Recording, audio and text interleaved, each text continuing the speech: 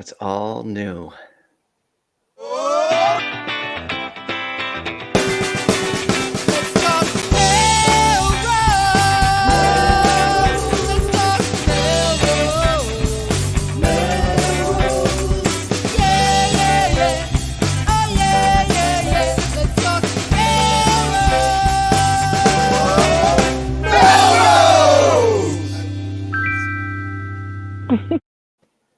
Yes, good evening, Melrosians the world over. I'm Tom Catalini.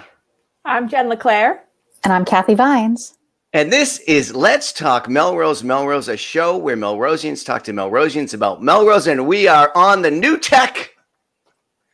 How you doing, Kathy? Welcome, our latest co-host, Kathy Vines, stellar Melrosian. I don't know. There's so many attributes. I don't know the best way to introduce you. I'll let you introduce yourself to the community or reintroduce yourself. Yeah. Well, thank you so much. I think my most proud accomplishment is I received the "You're a Top Fan" badge on Facebook this week. So I'm pretty excited to acknowledge. Exactly. It's on my LinkedIn profile. So Kathy Vines of Melrose. I've been here about 9 years at Melrose, and lots of people know me through my business, Clever Girl Organizing, or they know me as a career coach and resume writer through Kathy Vines Coaching. Lots of people know me at the polls because I'm really involved with elections, and there's probably a whole host of other ways that people have come across my mug here and there. Yeah. How about the elections? Tell us, what was the scene like? Well, I'm really lucky, right? I got to do all 14 days of early voting. So I and another warden, I'm a precinct warden, I work down at Lincoln. She and I kind of split the days for 14 days. So we had all of that build up. Plus I got to work at City Hall to help with all the mail-in ballots, the mailing out, the checking back in, all of that for the whole month of October and a little bit into September. And then of course, Election Day. And you probably already know that we had a 67% voter turnout before the polls opened on Tuesday. Wow. So we didn't know if we were going to get nothing or we were going to get a ton. And we ended up getting another 18% or so on Tuesday, which was even more than we had in September. It's very exciting. And from all accounts that I've heard, everything ran completely smoothly. So thank you so much. Nothing but good reports from what I heard. So thanks so much for doing that. And everybody knows the results. Melrose went. Well, we have to go over the detailed. How did Melrose vote? We know a lot of the national results and the state results. Into that. I was getting there, Tom. Yeah, well, that's the important part. Go ahead.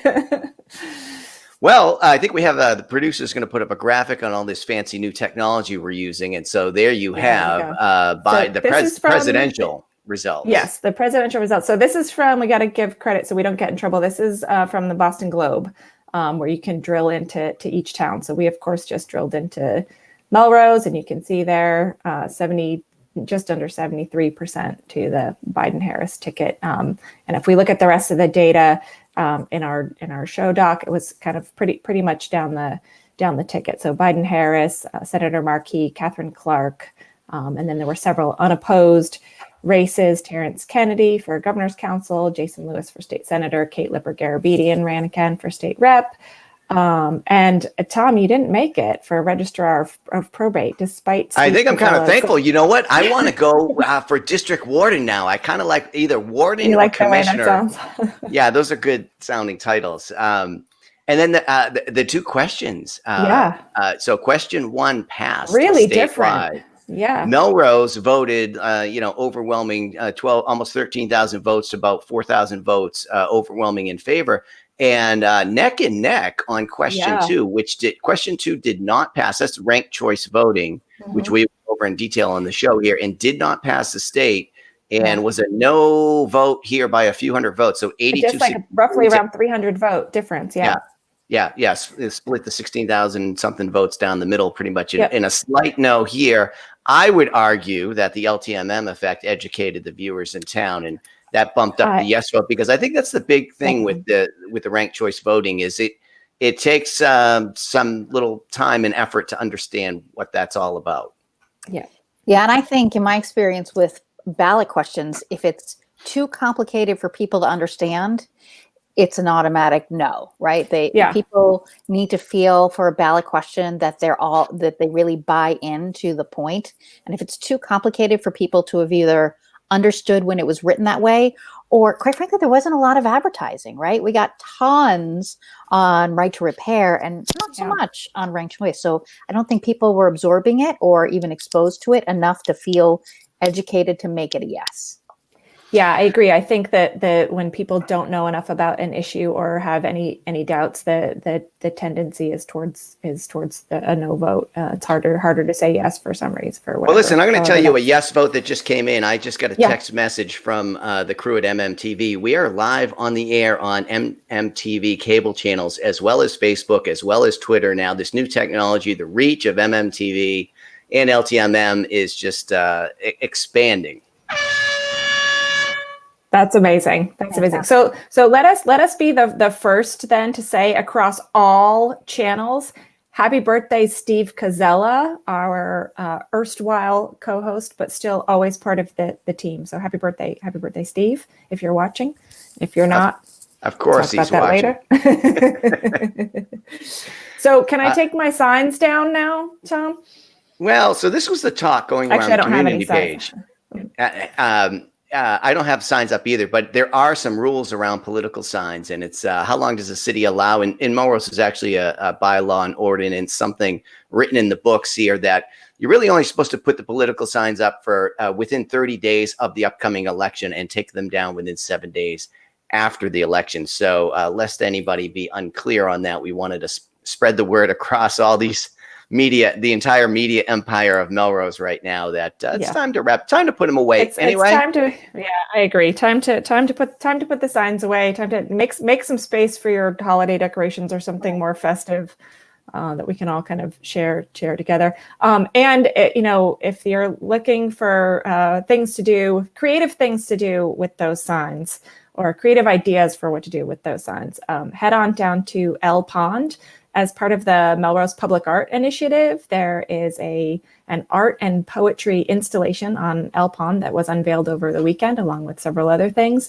The installation on El Pond is a joint team effort between visual artist Adria Arch and poet Jesse Brown, where they took those those political signs, or they never were political, but those style of signs, installed them on El Pond, and there's art on one side and then there's poetry on the other side. So as you're walking through, you get to kind of read along and enjoy. And the content for the poems is crowdsourced from the Melrose community, and it's about El Pond. So it's very personal to us and very cool. And also if you haven't checked out, the mural on the high school is finished now, from artist Sylvia Lopez Chavez. Wow, there that's it cool. is. Yeah, it's fantastic. If you haven't seen it yet, go check it out. It's awesome. It's very good. Yeah. So.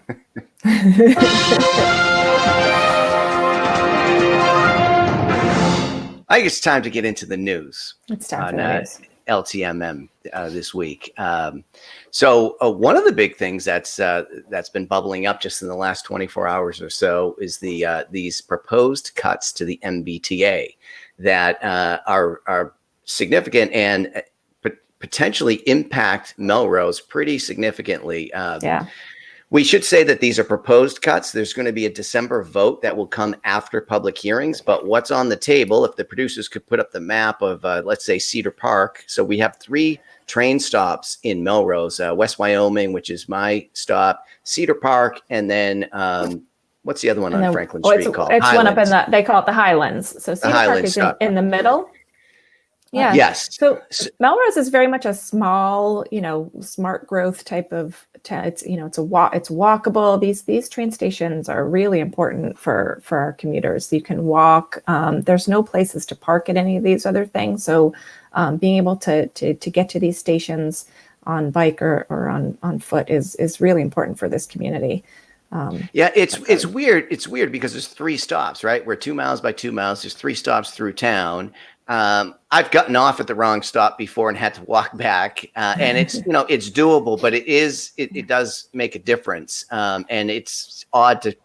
I'm not sure what the cost savings is to not stop the train one extra time. So I don't really I don't really get that. The more profound changes they're talking about is eliminating 2 bus routes. So 131, and we have a graphic on that, which, basically goes from Oak Grove up to the Highlands area. So, that's a route through town. The 131 bus goes in both directions along that route, eliminating that entirely. And the 136, which comes right down Main Street and has a little bit longer reach from the Oak Grove area all the way up into that whole Reading. north-south corridor. Yeah.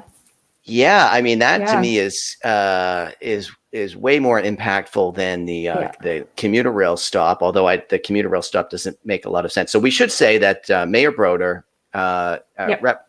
Kate Lippert-Garabedian, and Senator Lewis have all formally opposed this and expressed their dissatisfaction with this. And so it's going through this process. I don't know what's a negotiating tactic or what the game is that's being played, but putting those kinds of cuts on the table gets our attention.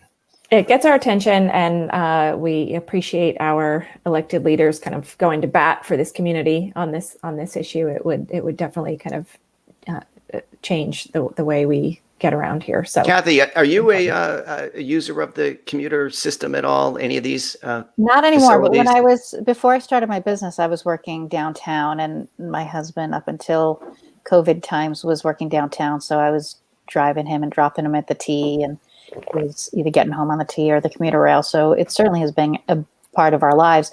And I live up near the Highlands, right? So I'm over by Horace Mann. So the concept that we'd be waiting outside and waiting for the 131 or the 136 or the 137, especially in the morning, you're hopeful that every 5 or 7 minutes or so, one of those buses is going to come by. And forget about in the evening, you've come home on the Orange Line and you're waiting for the bus to come. You could be there an hour if we're down to just 2 lines. And what I don't know if people understand, the 136 and the 137, the Melrose experience is identical, but actually the difference is really up in Wakefield, where one goes up north around Lake Q and the other one comes kind of goes south and to the west. So Wakefield up there is going to get impacted by this too. That's the 136, right? And then the other one, 137. Like one goes up around Q and the other one. Is that on the table too? Because I saw 131 and 136. Yeah. So the 137 stays, but it's the 136 upper loop for Wakefield that I think. I mean, we're fortunate to have so many lines. So I would ride the 132 down to Oak Grove is the way I would go. So there are there are at least 4, I guess, that we know of that we're talking about here. But I mean, those are big cuts, like you said, the whole corridor up to Wakefield. That's a lot. Yeah. Agreed. The other big thing is the commuter rail not going on weekends.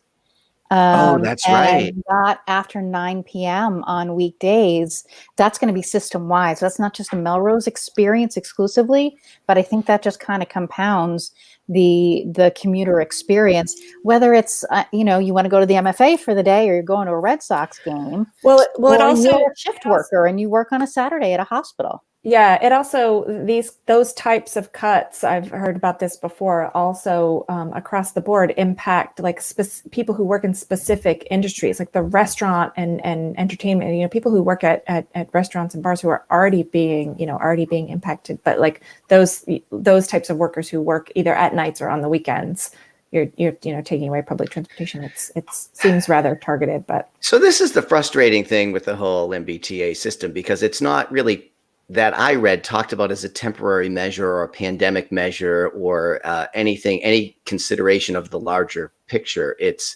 when it was active and I was riding the Orange Line every day, we're waiting for the new trains. The new trains would come, they would go. It just seems like it's a very dysfunctional, frustrating system to the end user or to the casual observer. And this also doesn't seem to be talked about in any kind of more thoughtful way than, we have a big, and they have got a deficit of like hundreds of millions of dollars. So there's a real issue there, but yeah, sure. It's just odd in the times that we're in and the way things are changing and evolving that you would think public transportation would become more important potentially, especially post-pandemic.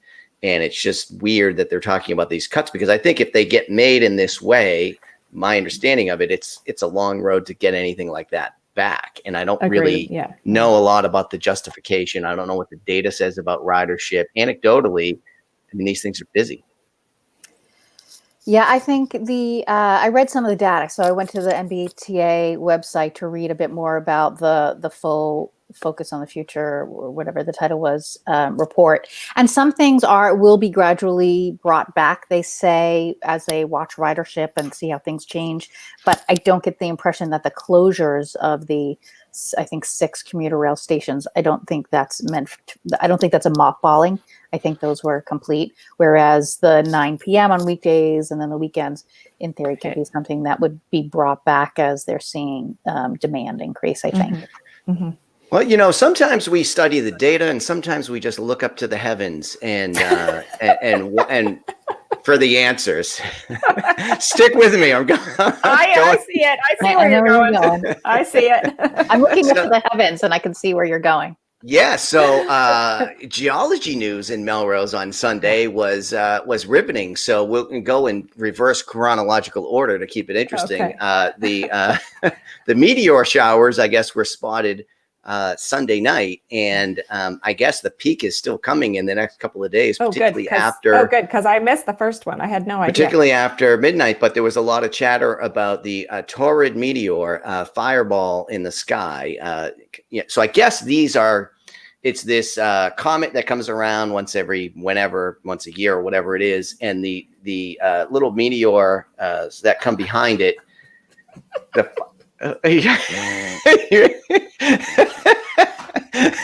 Is this like Sports Ball with Jen LeClaire now?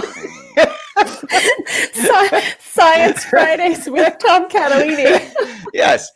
So, sorry.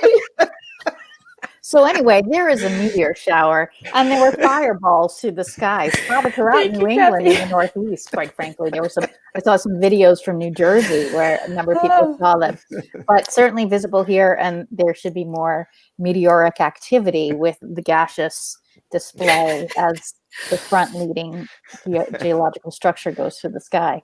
Is there anything else this week we want to talk about? At least you're here, Kathy. Kathy's done the preparation for the show. She's a good co-host. Oh, Matt Dugan says it comes by every Tuesday night. Every Tuesday, yes, perfect. For sure. But you know what? That's predictable. You know what's not predictable is tectonic shifts in the Earth's crust, Jen. You know what I'm saying? Right. Which also I felt this Sunday morning. I did too. It was a little after 9 a.m. and there was an earthquake, I guess, centered in Buzzards Bay off of New Bedford. Yep. And it came through. And Did you feel that, Kathy? Did you feel it? Yeah. To be fair, I thought my husband was doing laundry because we have the laundry machine upstairs. And like some speakers upper floor shakes when it's like in a weird spin cycle. And it didn't even occur to me to ask him. And then I saw on Facebook that no, it was not my laundry. Yeah. So did you know what it was, Tom? You felt it, right? It's a weird feeling. And so I had years ago, there was that earthquake in Virginia and I worked in Boston and I was in my office and the door swayed a little bit. And I remember this odd feeling and it was very similar to that. There's like an odd feeling of movement that you can't quite put your finger on. And I heard something shuffle around. I thought it was the cat or one of my kids. And I didn't really connect the dots till later on. Yeah, Heather McDonald says she felt it down there on Cottage. Hi, Heather. I felt it. I think I was the only one up. So I lived in Los Angeles for 6 years, and so I knew what that was. It's it's bigger than feeling like a truck going by. It's bigger than feeling like the train going by or whatever. Did you stand in a door frame? No, I didn't. There was a time that I was in Los Angeles that a pretty decent sized one hit, and it's kind of weird because you stand there for a second and think to yourself, is this big enough that I'm supposed to get in the doorway? And by the time you sort of go over that in your head, it's over. And this one was the same thing. It was just a few seconds, but I knew what it was for sure.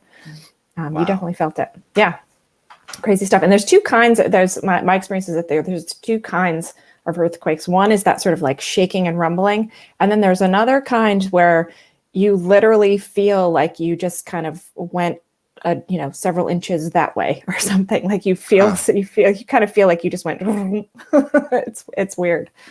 But anyway, so yeah, exciting stuff happening here. I like to keep that a rarity if it were up to me. Yeah, no kidding, right? I'll stick with snow and stuff like that, but yeah. We don't need natural disasters. Yeah, exactly. So what else is in the news, Jen? So coming right up, the Melrose Ed Foundation is hosting their parent university virtual this year, like everything else. But kudos to them for kind of getting everything online. There's a few organizations who've done a knockout job of this sort of stuff. They are one of them. So it's Monday nights, every Monday for the next several weeks at 7 p.m. on Zoom. We'll put the link up for registration. You do have to register, but there's some great topics, something for everybody. There's college financing, managing screen time, the college search and admissions journey, pandemic parenting, and coping with parental burnout. I don't know anybody who doesn't need that right now. So I kind of like this every Monday schedule, and the Zoom thing is pretty convenient. So we dialed into the one last night for a little bit, and it was interesting because you're rushing around, and we're able to sort of make dinner and kind of put the screen on and be plugged in at the same time. And it was very great. Sam Healy ran the program. It was very good, great presentation and all of that. And so there are some sort of added conveniences. I know in years past, we've all gone to the high school or the middle school and gone to the classes there, but I don't know. I thought that was good. I think the in-person, the full day, it really feels like a university, right? You're switching through classes, and I've had the pleasure of being able to teach a few classes there. I'm not a parent, but I've been able to be on the university side of it. But I love that they've been creative to try and say this is still such a commitment for the Education Foundation to bring such relevant content to people right now. Agreed. And I'm wondering if I'm imagining that there's kind of new and different information on some of the things like the college search and admissions journey. That looks different for a lot of people this year, I think. So if you're there, yeah, exactly. I don't know about this new technology. Working fine for me. Definitely pandemic parenting. I might tune into that one because holy moly. So kudos to them. And I just want to say really quickly, I forgot to mention earlier when we were talking about public art, another organization who's done a great job of getting their content online this year is Melrose Open Studios. They are also doing all their open studio tours, interviews with artists, Pecha Kucha, I think it's called, style.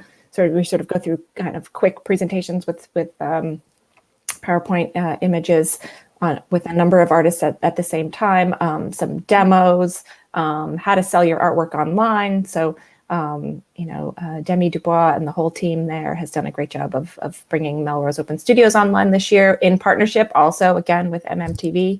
They make magic happen. So thanks. Our new sound effects. That's for MMTV. Yeah. Yes.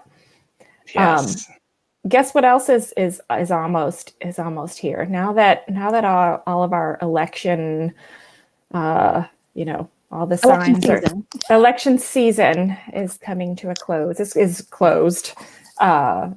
November is we're coming up on Melrose Random Acts of Kindness Day is November 20th. It's one of our favorite holidays here in Melrose. Shout out to Mary Beth Tormey Darwin and Stephanie Nelson who will be guests next week. Yes, they'll be guests on next week's show. Yep. So they are providing us with plenty of opportunities to practice. They came out this season in 2020 with the 2020 Kindness Challenge. And I think there's like 10 days or 10 different things that you can do, ideas of things that you can do on their website. So check that out. And I also actually didn't even know that they had a website until this year. Maybe it's new this year, I'm not sure. But obviously they have a Facebook page and Facebook content, but their website is pretty nice. They feature nice things that have happened around Melrose. They give shout outs to people doing kind of good work around Melrose. And so we look forward to that. So that's I really like they've kept their content up on Facebook year round, right? It's not just the November pop-up like a Spirit Halloween shop. Mm-hmm. You can be kind all 365 days of the year. Turns out. It's not limited to just one. And they're spreading the joy. They're such nice people and they're so positive. Amazing. I love them. I'm not surprised that the website has good energy. Yeah, exactly. Yeah, it looks great. So So that's coming right up. I have to go back and look. I don't know that I've deliberately practiced any of the things on the list, but I'll surprise myself that I've done one of those things accidentally. That would be cool, but I'm not sure. And then let's see. I think last but not least, certainly not least, tomorrow we all have the day off. Tomorrow is Veterans Day, so a big thanks to our veterans, both here in Melrose and all over the place. There's a ceremony tomorrow at the Knoll at 11 a.m. They'll be dedicating a new Vietnam reflection area tomorrow. So, and I think there's something virtual if you can't attend, and they certainly don't want, the whole town there. I think you can either see it afterwards. I shouldn't have even said that because I'm not sure, but I think there's something you can. Yeah, I know they said, please wear masks, social distancing at the ceremony there. And I assume if they're dedicating a new reflection area, it'll be there long after tomorrow for us to go check out. Right. Exactly. So yes, exactly. And it'll be nice weather tomorrow too, which is great. Yeah. It's been great. So when you were talking about the art installation by El Pond and just being around Melrose in recent days, it's been fantastic. Yeah, it's been fantastic weather. It's been gorgeous. It's been absolutely gorgeous. Oh my goodness. Hi. Wow. The best Zoom bomber of all time. Mia, this is Mia Catalini. Wow. Hi, live Mia. from UVM. Hi. Welcome to the show, sweetheart. Thank you. How you doing? I'm good. How's your dad doing with all our new technology and stuff? It looks great. Oh. How's it going up there? How's your classes? They're pretty good. I am doing all remote classes this semester, so it's definitely different, but getting used to it. Did you get to vote up there or by mail-in? Yeah, I did a absentee ballot to Massachusetts, so yeah. I remember it. Having to do that. I saw her name. All my envelopes. Is this your first time voting? This is my first time voting in a presidential election. Presidential. How'd that feel? It was different. It felt important. Yeah, it was important. Oh, look at wow. You got a hello This from is mom on there. amazing. Wow. The Mom. whole family is connected. Mia, where are you now? What are you in your room? Or are you in like a study room, or how'd you get isolated for the show? Yeah, I'm in a study room in my dorm. And how was Halloween up at UVM? Give the viewers a sense of college life in a pandemic Halloween weekend. How did it go up there? Did everybody behave? For the most part, we did have a spike in cases after Halloween weekend, but that was kind of expected, and it wasn't too bad. We went from 0 to 6 cases, I think. So yeah, UVM's been doing but great. not bad. Yeah, but overall, UVM's been really, really. You guys have been doing great. Yeah. When do you get to come home for Thanksgiving? I come home November 23rd. So And then about 2 weeks. I know for some students you come home and then you stay through December, or are you going back up? Yeah, I stay until I go back at the end of January. So Yeah. I think that's what a lot of schools are doing. Well, I was glad that now, Tom, now you know what it takes for Stephanie to watch the show. Right, right. Finally, Stephanie's watching. I go, hey, what? Afterwards, hey, what you think of the show? Oh, I didn't have it. It's busy. It was a thing. Mia, you watch every week up at UVM, right? And of course. And pre-pandemic, you would usually gather like 50 or 100 students and they'd watch together, right? Yeah. Oh yeah. That was kind of the normal thing. Campus wide, yeah, absolutely. Clear out your Tuesday nights are the big college night, now. You can probably audit a class on the whole arc of Let's Talk Melrose. That's right. Big good topic for a paper. That might be kind of PhD material on and off. To talk to Mike Miner about that. I think if you're going to go that deep, it might be. So I have to say, your hair looks great on the show. So I got kind of a scary FaceTime call last week where it was a FaceTime call from Mia, and I turned it on, and it was just zoomed in on the counter with giant chunks of hair that had been cut off. Looks good. I Though. heard about this. Yeah, you look fabulous. Thank you. You look fabulous. So do you know how we end the show, right? You have to practice you got your do you have your dance moves ready? Of course you do this. You have your dance moves ready. Oh, okay. Kathy, you have your mug ready, right? I'm ready. So so everybody have a nice day tomorrow. Happy Veterans Day off. Again, veterans, thank you for your service. We'll see you guys next week with the kindness people.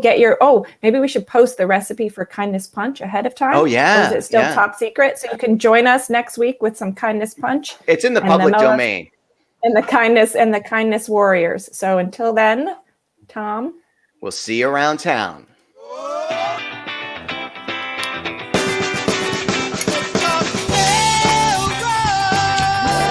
I gotta send a mug up to UVM. Yeah.